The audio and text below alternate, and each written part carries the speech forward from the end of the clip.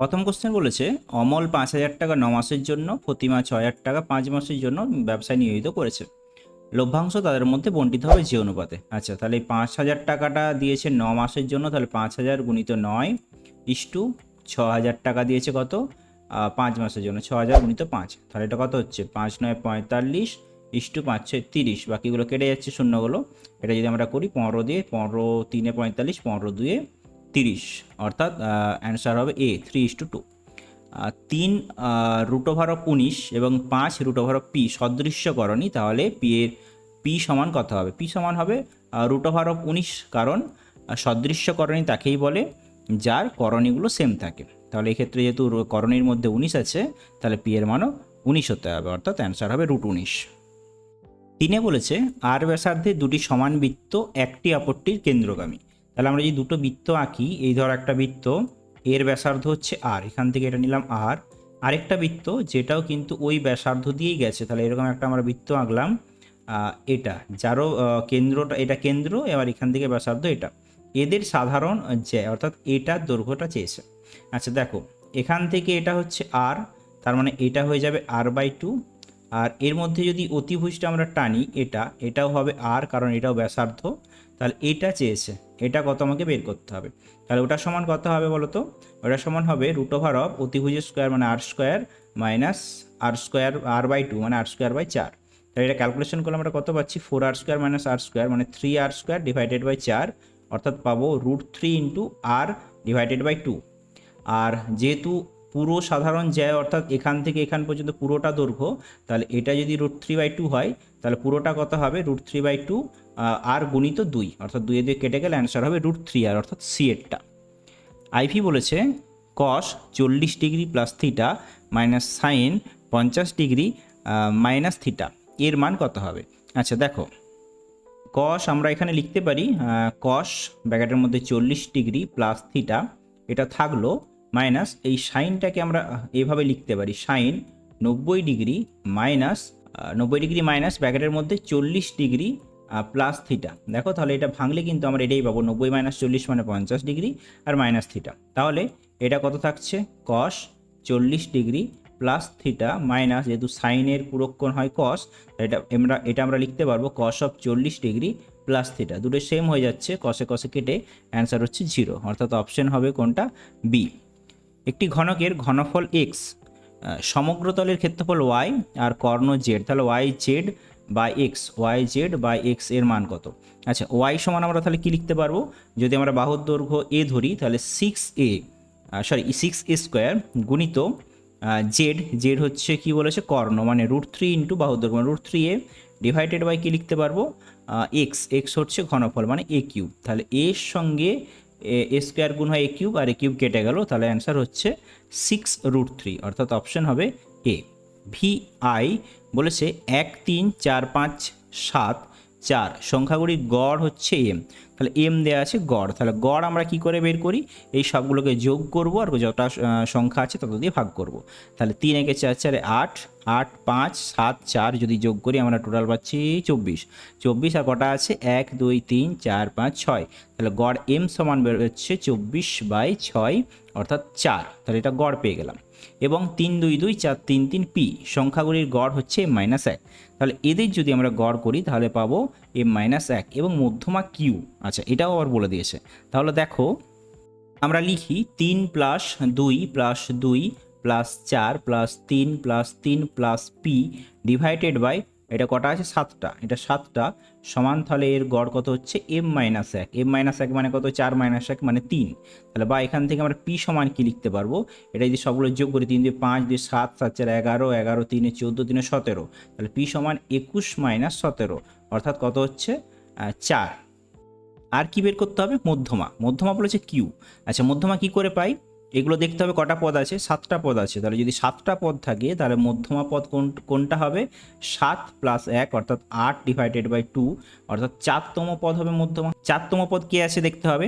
আচ্ছা, তার জন্য প্রথমে কি করতে হবে? এটাকে ঊর্ধ্বক্রম অনুসারে সাজাতে হবে, তাহলে প্রথমে লিখতে হবে 2 2 আর দেন 3 3 3, তারপর হচ্ছে পি এর মান কত? 4, তাহলে বাকিগুলো কত হবে? 4 4 4, আমার 4তম পদ দরকার, 1 2 3 4, 4তম পদ কত হলো? 3, অর্থাৎ কিউ সমান কত পেয়ে যাচ্ছি? 3।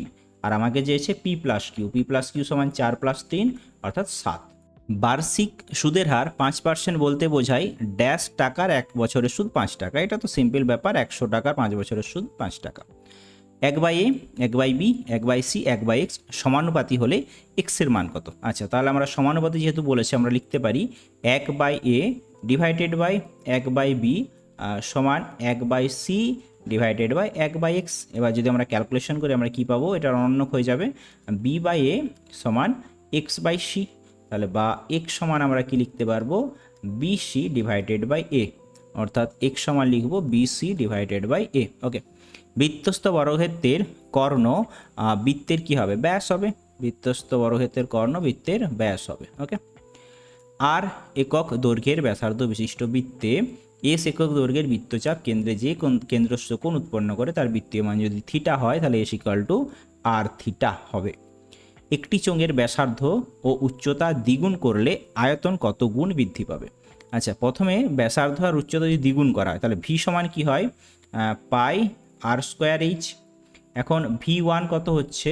পাই দ্বিগুণ করা হচ্ছে মানে 4 আর স্কোয়ার হয়ে যাচ্ছে, এইচটা 2h হয়ে যাচ্ছে, অর্থাৎ 8 গুণিত পাই আর স্কোয়ার এইচ। তাহলে 8 গুণ হচ্ছে, তাহলে কগুণ বৃদ্ধি পাচ্ছে?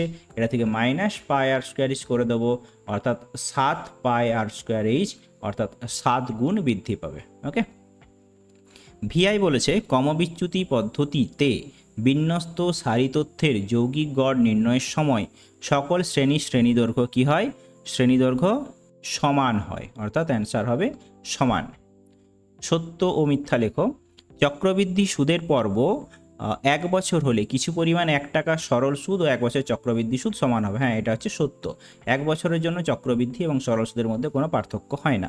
এক্স স্কোয়ার সমান 100 সমীকরণে 20 দুটি প্লাস মাইনাস 10, অবশ্যই এক্স সমান √100 মানে প্লাস মাইনাস 10, এটা হবে সত্য। 3, স্পর্শবিন্দুতে স্পর্শকের লম্ব অঙ্কিত লম্ব বৃত্তের কেন্দ্রগামী হয়। ওকে, এটা সত্য কথা, স্পর্শবিন্দুতে স্পর্শক কেন্দ্রগামী দিয়ে যাবে। আইভি বলেছে আলফা ও বিটা কোণ দুটি পরস্পর যদি পূরক হয় তাহলে কোসেক আলফা সমান সাইন বিটা হবে না, এটা মিথ্যা। কোসেকের পূরক কোণ সাইন হয় না, সেটা হবে সেক। একটি অর্ধগোলক ও নিরেট শঙ্কুর ব্যাসের দৈর্ঘ্য সমান ও উচ্চতা সমান হলে বক্রতলের ক্ষেত্রফল 1:√2 নয়, এটা হবে √2:1, অর্থাৎ এটাও তাহলে মিথ্যা দেওয়া আছে। ওকে, তারপর বলেছে লেখচিত্রের কেবল বৃহত্তর সূচক ও ক্ষুদ্রতর সূচক ওজাইব দরের ছেদবিন্দু থেকে মধ্যমান মান পাওয়া যায়, কিন্তু যে কোনো একটি ওজাইব থেকে মধ্যমান মান পাওয়া যায় না, এটাও মিথ্যা। যে কোনো একটা থেকেও কিন্তু আমরা মধ্যমা বের করে থাকি, তাহলে এটাও মিথ্যা। 4 দাগে একে বলেছে কোনো মূলধন 6/1/4, 6/1/4 অর্থাৎ এটা কত? 25/4 বছরের সুদ ওই মূলধনের 3/8 অংশের সঙ্গে সমান বার্ষিক সুদের হার নির্ণয় করো। আচ্ছা, এক্ষেত্রে আমরা যদি পি সমান ধরে নিচ্ছি, পি আসলটাও দেওয়া নেই, পি সমান x টাকা ধরে নিলাম, আর টি সমান বলেছে 25/4 বছর, এটা দেওয়া আছে। ওকে, আর আই সমান কি বলেছে? ওই 3/8 ইন্টু এক্স, এই টাকাটা হবে 3x/8 টাকা। আচ্ছা, এবার আমরা জানি আই সমান P/100 হয়, তাহলে আয়ের মান বসালাম 3x/8, আই সমান পি মানে কত? x গুণিত টি মানে কত? 25/4, 4টা নিচে রাখলাম, গুণিত এখানে কি হয়? PTR, আর এর মানটা বের করতে হবে, গুণিত 100, এটা। তাহলে এবারে ক্যালকুলেশন করি, এক্সের সঙ্গে এক্স কাটলাম, এখানে 4-এর সঙ্গে 8 কাটলাম, 2 হলো, 25-এর সঙ্গে 100 কাটলাম, 4 হলো, 2 দিয়ে 4কে কাটলাম, 2 হলো, তাহলে আর সমান কত থাকছে? 3 গুণিত 2 সমান 6% হচ্ছে এটার অ্যান্সার। 2-টাতে বলেছে একটি গাছের উচ্চতা প্রতি বছর 20% হারে বৃদ্ধি পায়, বর্তমান উচ্চতা যদি 14.4 মিটার হয় 2 বছর পর। তাহলে পরে বলেছে মানে আমাকে এক্স ধরার দরকার নেই, 2 বছর পর কত হবে? 14.4 মানে পি ব্র্যাকেটে 1 + r/100 হয়, তাহলে 20/100 তার হোল স্কোয়ার, তাহলে সমান কত হবে? 14.4। এটা যদি আমরা ক্যালকুলেশন করি এটা পাবো কত? 20, এটা মানে হচ্ছে 5 মানে হচ্ছে, অর্থাৎ 6/5 মানে 36/25। এবার 36/25 14.4 যদি ক্যালকুলেশন করো তোমরা পাবে 20.736, এটা তোমাদের কাজ, তোমরা করবে। বলছে এখানে কে এর মান কত হলে এই 9x² + 3kx + 4 এই দ্বিঘাত সমীকরণে বীজদ্বয় বাস্তব সমান হবে। বাস্তব সমান কখন হয়? যখন নিরূপক b² - 4ac এটা সমান কি হয়? 0। এবার এখানে মানগুলো বসাও। বি বলতে কে হয়? বি অর্থাৎ এক্সের সঙ্গে যে সহগ থাকবে, এক্সের সহগ কে আছে? 3k, তাহলে 3k তার হোল স্কোয়ার - 4ac, তাহলে 4 ইন্টু এর মান বলো, এর মান x² সহগ অর্থাৎ 9, আর সি হচ্ছে কনস্ট্যান্টটা অর্থাৎ 4, এটা সমান 0। তাহলে বা আমরা কি লিখতে পারি? 9k² সমান 4 9, আর এটা এদিকে নিয়ে চলে যাচ্ছি, 4 গুণিত 9 গুণিত 4, ওকে। তাহলে বা কে স্কোয়ার সমান কত হচ্ছে, 9 9 কেটে গেল, 4 গুণিত 4, তাহলে বা কে সমান কত হচ্ছে +-4, অর্থাৎ কে এর মান হবে +-4। তারপর বলেছে বি ভ্যারিয়েশন এ কিউব, এটা দেওয়া আছে বি ভ্যারিয়েশন এ কিউব, তাহলে আমরা ভ্যারিয়েশনটা তুলে দিই, তাহলে বি সমান কে এ কিউব, এটা আমরা পাচ্ছি। এখন বলেছে এর বৃদ্ধি 10% হলে বি এর শতকরা বৃদ্ধি কত। এর বৃদ্ধি হচ্ছে 10%, তাহলে এ 2 সমান আমরা লিখতে পারি 1.1 A1, অর্থাৎ কি হচ্ছে 10% বৃদ্ধি হলো, তাহলে 1.1 হয়ে গেল। এখন বলেছে তাহলে বি টু কত হবে, তাহলে বি টু সমান আমরা কি লিখতে পারি কে ইন্টু বি ওয়ান, অর্থাৎ 1.1 A1 তার হোল কিউব সমান তাহলে 1.331 B1, ওকে। A1 এর কিউব, অর্থাৎ এটা B1 পেয়ে যাচ্ছি, কারণ এখান থেকে আমরা দেখলাম যে বি সমান কে ইন্টু এ কিউব দরকার, তাহলে B1 সমান কে ইন্টু A1 এর কিউব হয়ে যাবে, যেটার মান এখান থেকে পেয়ে গেছি। এবারে B2 সমান 1.331 B1 আমরা পাচ্ছি। এবার শতকরা বৃদ্ধি চেয়েছে, তাহলে বেড়েছে কত, এটা হয়েছে ছিল কত 1, তাহলে বেড়েছে কত 0.331, এটা বেড়েছে, গুণিত যেহেতু আমাকে শতকরা চেয়েছে 100% গুণ করে দেবো, তাহলে সেটা সমান কত লিখতে পারবো 33.1%, অর্থাৎ বৃদ্ধি 33.1%। পাঁচে বলেছে এবিসি একটা সমদ্বিবাহু ত্রিভুজ যার পরিবৃত্তের কেন্দ্র ও, অর্থাৎ এটা ও দিয়েছে, আমরা একটা ছবি এঁকেছি, এবিসি 120, এবিসি 120 বলেছে, ব্যাসার্ধের দৈর্ঘ্য 5 সেমি, অর্থাৎ আমরা যদি এই ও থেকে এ কে যুক্ত করি, অর্থাৎ এইটা যদি যুক্ত করি এটা হবে 5 সেমি, এবং ও থেকে বি কে যদি যুক্ত করি এটা হবে 5 সেমি, তাহলে এগুলো ব্যাসার্ধ, ওকে। তাহলে বলেছে এবি এর দৈর্ঘ্য কত, তাহলে এবিটা কত। যেহেতু এবিসি একটা সমদ্বিবাহু ত্রিভুজ, তাহলে এই এবির সঙ্গে এসিটা সমান হচ্ছে, কারণ এটা 120 ডিগ্রি কোণ আছে, এটা 120, অর্থাৎ এটা স্থূল কোণ আছে, বাকি কোণগুলো কিন্তু অবশ্যই সূক্ষ্ম কোণ হবে, তাহলে এই দুটোই সমান হচ্ছে। তাহলে এই ক্ষেত্রে এই দুটো যদি সমান হয়, আমরা ও এ বি কী পাবো, একটা সমবাহু ত্রিভুজ পাবো। তাহলে ও এ বি যেহেতু সমবাহু ত্রিভুজ, তাহলে আমরা কি বলতে পারি, ও এ সমানই কিন্তু এ বি হচ্ছে, তাহলে এ বি সমান কত হবে 5 সেমি, অর্থাৎ যেটা ব্যাসার্ধ ছিল সেটা। ভিআই বলেছে এবিসি এর ডি সমান্তরাল বিসি আর ডিওই যথাক্রমে এবি ও এসি বাহুর মধ্যে ওপর অবস্থিত, তাহলে এডি 5 বিডি 6 সেমি হলে এসি এর দৈর্ঘ্য নির্ণয় করো।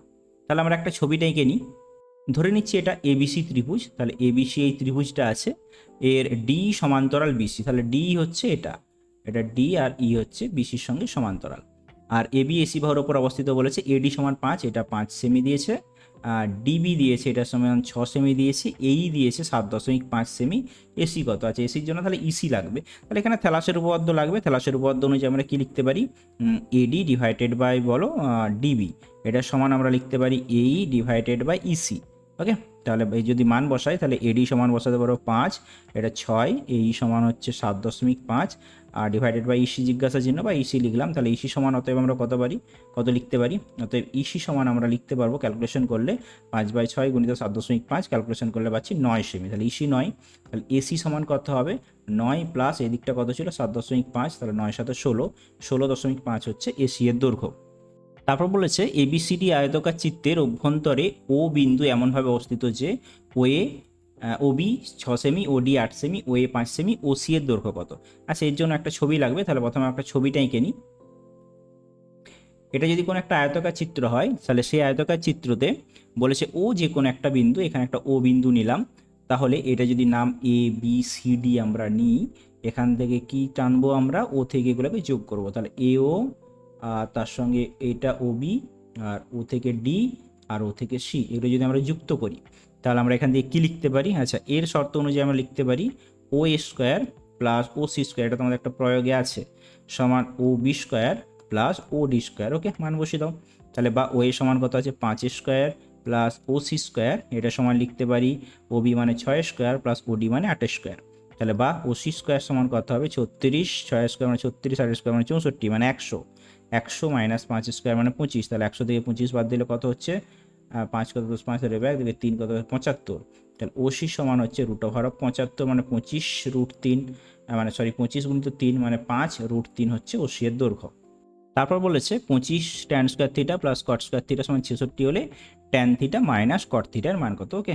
সোজা জিনিস, আমরা এখানে কি লিখতে পারি দেখো, tan square theta plus cot square theta, এটা সমান কি লিখবো বলো 66 ডিভাইডেড বাই 25, তাহলে বা tan square plus cot square মানে এ স্কোয়ার প্লাস বি স্কোয়ারের সূত্র অনুযায়ী আমরা কি লিখতে পারি এ অর্থাৎ tan theta minus cot theta তার whole square, A minus B তার whole square plus 2ab, 2 into tan into cot মানে 1 হয়ে যাবে, সমান 66 ডিভাইডেড বাই 25। তাহলে বা আমরা লিখতে পাচ্ছি tan theta minus cot theta সমান 66 ডিভাইডেড বাই 25 মাইনাস 2। তাহলে 25 দিয়ে 50 বাদ যাবে 66 থেকে, তাহলে পড়ে থাকছে কত, 16 ডিভাইডেড বাই 25। তাহলে tan theta minus cot theta সমান কী হবে, সরি এর আগের লাইনটা হোল স্কোয়ার হতো, দিতে ভুলে গেছি। Tan theta minus cot theta সমান হবে কি √16/25 অর্থাৎ 4 ডিভাইডেড বাই 5। তারপর বলেছে একটি স্তম্ভের ছায়ার দৈর্ঘ্য ও স্তম্ভের উচ্চতার অনুপাত √3:1। আচ্ছা, যদি আমরা একটা স্তম্ভ এঁকে নিই, এইভাবে আছে। আচ্ছা ধরি এখানে ABC একটা নাম দিলাম, এই ABCর মধ্যে কী কী দিয়েছে, ছায়ার দৈর্ঘ্য স্তম্ভের উচ্চতার অনুপাত, এটা হচ্ছে স্তম্ভের উচ্চতা আর ছায়ার দৈর্ঘ্য এখান থেকে এটা। ওকে, তাহলে বলেছে সূর্যের উন্নতি কোণ কত। তাহলে এখান থেকে কোনটা আমরা দেখছি, সূর্যের উন্নতি কোণ যদি থিটা ধরি, তাহলে আমরা ট্যান থিটা সমান কি লিখতে পারি, লম্ব বাই অতিভুজ অর্থাৎ AB ডিভাইডেড বাই BC।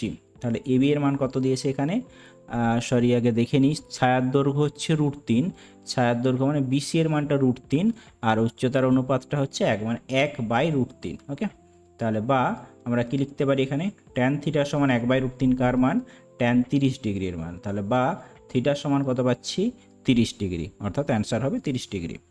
এক্সে বলেছে একটা অর্ধগোলাকৃতি একটি বাটি তৈরি করতে 308 বর্গসেমি পাত লেগেছে। তাহলে যেহেতু অর্ধগোলাকৃতি, তাহলে তার জন্য আমরা কি পাবো, 2πr², এটা সমান হবে 308। তাহলে বা আমাকে কি বলেছে, ব্যাস মানে r² বের করতে হবে। তাহলে r² সমান 308 গুণিত 1/2 গুণিত 22/7 উল্টে হবে 7/22। তাহলে তোমরা যদি এটা ক্যালকুলেশন করো, তাহলে এটা সমান পাবে তোমরা 49, বা r² সমান পাবে 7, যেহেতু সরি r সমান পাবে 7, যেহেতু ব্যাস চেয়েছে তাহলে 2r বের করতে হবে। তাহলে 2 গুণিত 7 সমান 14 সেমি হচ্ছে এর ব্যাস। এক্সআই বলেছে একটি লম্ববৃত্তাকার শঙ্কুর আয়তন 539 ঘন সেমি, শঙ্কুটির লম্ব উচ্চতা যদি ব্যাসার্ধের 12 গুণ হয়, উচ্চতা কত। ওকে, তাহলে ব্যাসার্ধর 12 গুণ বলেছে উচ্চতাটা, তাহলে ব্যাসার্ধ যদি আর হয় তাহলে উচ্চতা হবে কত, 12r। এবার আমরা কি জানি, আয়তনের সূত্র লম্ববৃত্তাকার শঙ্কুর ক্ষেত্রে 1/3 πr²h, 1/3 πr² ইন্টু h মানে 12r হয়ে গেল, এটা সমানই কত পাচ্ছি, 539। এবার এই ক্যালকুলেশনটা করব, তাহলে r² সমান আমরা কি পাচ্ছি, সরি r² নয় আর কিউব হয়ে যাবে, r³ সমান পেয়ে যাচ্ছি 539 গুণিত 3 গুণিত 22/7 মানে 7/22 গুণিত 1/12। ওকে, এটার ক্যালকুলেশন করলে আমরা r সমান পাবো 3.5। অতএব আমাকে কি চেয়েছে, উচ্চতা চেয়েছে। তাহলে উচ্চতা সমান কত ছিল, 12r। তাহলে 12 গুণিত 3.5 অর্থাৎ 12 × 36 আর 5 × 7 36 42 সেমি, উত্তর হচ্ছে 42 সেমি। ঊর্ধ্বক্রমে সাজানো 6, 8, 10, 12, 13x এর গড় ও মধ্যমা সমান, তাহলে x এর মান কত। ওকে, তাহলে আমাদেরকে কি করতে হবে, প্রথমে গড় বের করে দিই, সবগুলো যোগ করবো, 8 × 14, 10 × 24, 12 + 13 মানে হচ্ছে 49। তাহলে 49 প্লাস x ডিভাইডেড বাই সংখ্যা আছে 6টা, এটা হচ্ছে গড়। আর মধ্যমা সমান, তাহলে মধ্যমা কি করে পাবো, যেহেতু এটা 6টা আছে জোড় সংখ্যক পদ, তাহলে এদের 3 এবং 4 নম্বর পদের মধ্যবিন্দু, অর্থাৎ 3, 4 মানে 10 আর 12 আছে, তাহলে 10 আর 12 যোগ করলে কত হয়, 12 × 10 = 22 ডিভাইডেড বাই 2 মানে কত হচ্ছে 11, তাহলে এটা সমান 11 হয়ে যাবে।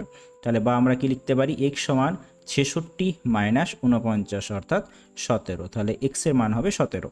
রামবাবু ও হরিবাবু সমপরিমাণ টাকা একই হারে একই সুদে ব্যাংকে জমা রাখল। ব্যাংক থেকে রামবাবু 5 বছর শেষে সুদে মূলে 18,750 টাকা পেয়েছে, সুদ আর আসল মিলে। হরিবাবু 7 বছরে সুদে আসলে পেয়েছে 20,250 টাকা। ওকে, তারা প্রত্যেককে ব্যাংকে কত টাকা জমা রেখেছিল। আচ্ছা দেখো, রামবাবু আর হরিবাবু সমপরিমাণ টাকা, একই পরিমাণ টাকা রেখেছে, একই সুদে একটি ব্যাংকে জমা রেখেছিল। তাহলে 5 বছরে যদি পাচ্ছে 18,750, এই 5 বছরে পাচ্ছে 20,250 টাকা। তাহলে দেখো দেখি, এই 7 বছর আর 5 বছরের মাঝখানে ডিফারেন্স 2 বছর, তাহলে 2 বছরে কত টাকা বেশি পাচ্ছে, 2 বছরে বেশি পাচ্ছে তোমার 1,500 টাকা। তাহলে 2 বছরে 1,500 টাকা বেশি পাচ্ছে।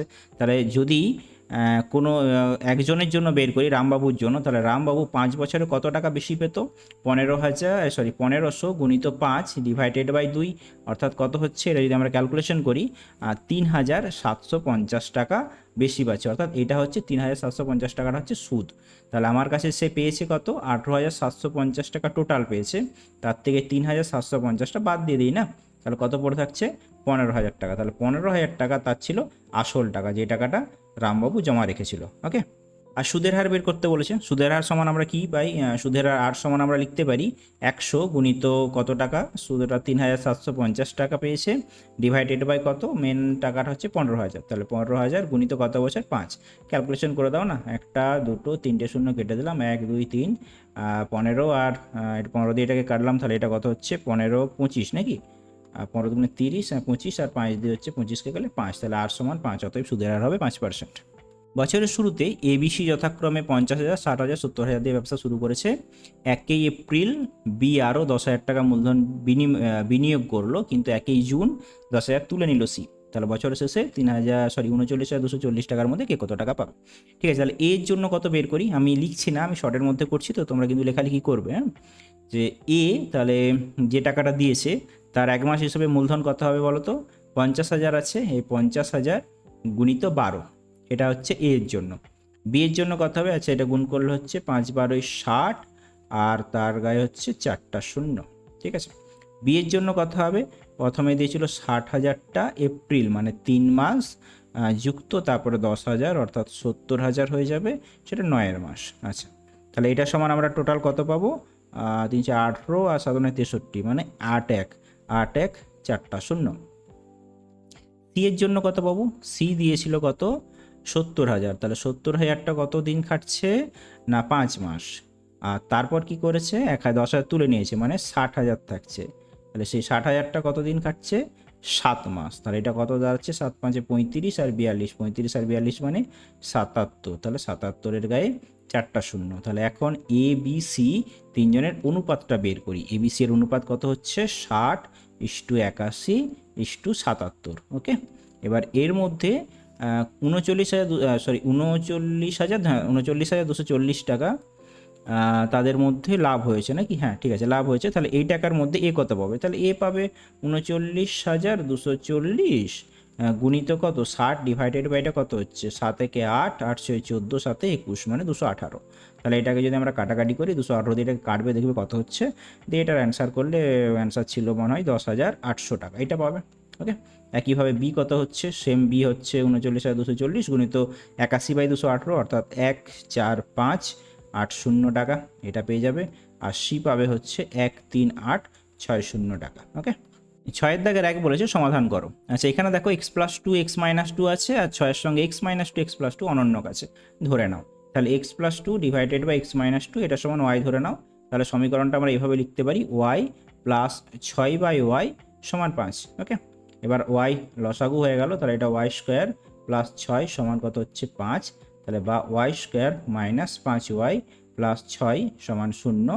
তাহলে আমরা এখান থেকে কি লিখতে পারি, একটা হচ্ছে y -3 আর একটা হবে y -2 সমান 0, অর্থাৎ y -3 সমান 0 বা y সমান 3 হবে আর y সমান 2 হবে। মান বসিয়ে দাও, তাহলে y এর মান কি ছিল x+2 ডিভাইডেড বাই x-2 সমান 3, তাহলে এটা 3x - 6 সমান হচ্ছে x+2, তাহলে বা 3x এর থেকে -x বাদ যাচ্ছে অর্থাৎ 2x সমান 8, তাহলে x সমান হচ্ছে 4, আর একটা হবে এটা কত x+2 ডিভাইডেড বাই x-2 সমান 2 অর্থাৎ 2x - 4 সমান x+2, তাহলে বা 2x এর থেকে x বাদ মানে x সমান 2 + 4 মানে 6, তাহলে x সমান হবে 4 এবং x সমান হবে 6।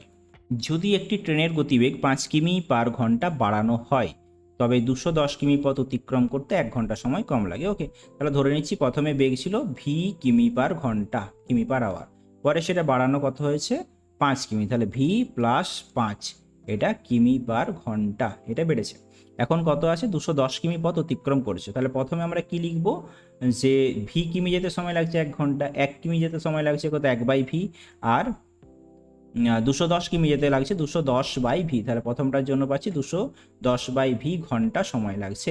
দ্বিতীয়টা কি হয়েছে, এটা আমরা কি লিখব, 1 কিমি যেতে সময় লাগছে, ভি প্লাস 5 কিমি যেতে সময় লাগছে 1 ঘন্টা, 1 কিমি যেতে সময় লাগছে 1 ডিভাইডেড বাই ভি প্লাস 5 ঘন্টা, আর 210-এর জন্য সময় লাগছে 210 ডিভাইডেড বাই ভি প্লাস 5 ঘন্টা। এবার আমাদেরকে শর্ত কি বলেছে, 1 ঘন্টা সময় কম লাগছে, তাহলে শর্তানুসারে কি লিখব, 210/ভি এটাতে বেশি লাগছে মাইনাস এটাতে কম লাগছে, তাহলে কমটা পরে হবে, সমানই হচ্ছে 1। এবার যদি 210 আমরা কমন নিয়ে নিই, তাহলে এখানে কি পাবো 1/ভি মাইনাস 1/ভি প্লাস 5 সমান 1। ক্যালকুলেশন যদি করি ভি ইন্টু ভি প্লাস 5 এটা হবে লসাগু, তাহলে এটা পাবো ভি প্লাস 5 মাইনাস ভি সমান ওইদিকে গেলে কত হচ্ছে 1 ডিভাইডেড বাই 210। ওকে, এবার তাহলে এখানে ভি এর সঙ্গে ভি কেটে গেল, বা ভি স্কোয়ার প্লাস 5v সমানই হচ্ছে 5 একে 5 5 দিয়ে 10 1050, তাহলে বা V square plus 5v minus 1050 সমান 0। এবার এটাকে যদি আমরা ভাঙি তাহলে আমরা কী পাবো, এটা ভি প্লাস 35 পাবো, আর একটা পাবো ভি মাইনাস 30 সমান 0। তাহলে দেখো একটা ভি সমান পাচ্ছি মাইনাস 35, যা গ্রহণযোগ্য নয় কারণ গতিবেগ ঋণাত্মক হয় না, আর একটা ভি সমান 30, অতএব গতিবেগ হবে 30 কিমি পার ঘন্টা। তারপর বলেছে এক্স ভ্যারিয়েশন ওয়াই, তাহলে এক্স ভ্যারিয়েশন ওয়াই বলেছে, মানে এক্স সমান আমরা লিখতে পারি কে ওয়ান ওয়াই। আরেকবার কি বলেছে, ওয়াই ভ্যারিয়েশন জেড আমরা লিখতে পারি ওয়াই সমান কে টু জেড, যেখানে এরা অশূন্য ভেদ ধ্রুবক। তাহলে ওয়াইয়ের মান এখানে আবার বসিয়ে দেবো কে ওয়ান কে টু জেড, তাহলে এক্সের মান জেডে পেয়ে গেছি, ওয়াইয়ের মান জেডে পেয়ে গেছি। এবার কি করবে তোমরা, এখানে X plus Y plus Z divided by root over of Y Z plus root over of Z X plus root over of X Y, এদের মান বসাবে। তাহলে উপরটাতে দেখো এক্সের মানের জন্য একটা জেড পাবে, ওয়াইয়ের মানের জন্য জেড পাবে, আর এটা তো জেড জেডেই থাকছে, তাহলে এখান থেকে জেড কমন নিয়ে বাকিটা কনস্ট্যান্ট থাকবে। একই রকমভাবে এখানে ওয়াই জেড, ওয়াইয়ের জন্য জেড, জেডের জন্য জেড, জেড স্কোয়ারের জন্য একটা বাইরে জেড বেরোবে, জেড থাকছে তার সঙ্গে এক্স মানে এখানে একটা জেড, তার জন্য জেড স্কোয়ারের জন্য একটা বাইরে জেড বেরোবে, root over of X Y অর্থাৎ এক্সের জন্য জেড থাকবে, ওয়াইয়ের জন্য জেড থাকবে, জেড স্কোয়ারের জন্য একটা জেড বাইরে বেরোবে, তাহলে জেডটা কমন নিয়ে নিলাম, বাকি যেটা থাকছে সেটা হবে কনস্ট্যান্ট। তাহলে জেডটা কেটে গেল, তাহলে এটা সমান আমরা লিখতে পারি যে কোনো একটা, যা কিছু পাই না কেন বাট একটা কনস্ট্যান্ট পাবো, অতএব X plus Y plus Z সমান কনস্ট্যান্ট ইন্টু নিচেরটা, তাহলে লিখতে পারি X plus Y plus Z variation root over of Y Z plus root over of Z X plus root over of X Y প্রমাণিত। তারপর বলেছে 2x সমান root 5 plus 1 হলে দেখায় যে x square minus x minus 1 সমান 0। আচ্ছা, এখানে বলেছে 2x সমান রুট 5 প্লাস 1, তাহলে বা আমরা লিখতে পারি 2x মাইনাস 1 সমান রুট 5 হোল স্কোয়ার করে দাও, তাহলে 2x মাইনাস 1 এর হোল স্কোয়ার সমান এটা হচ্ছে 5, তাহলে এটা কত পাচ্ছি আমরা 4x square minus 4x plus 1 সমান 5, তাহলে বা এখান থেকে আমরা লিখতে পারি 4x square minus 4x minus 4 সমান 0, তাহলে বা 4 যদি কমন নিয়ে নিই x square minus x minus 1 সমান 0, বা x square minus x minus 1 সমান 0 প্রমাণিত।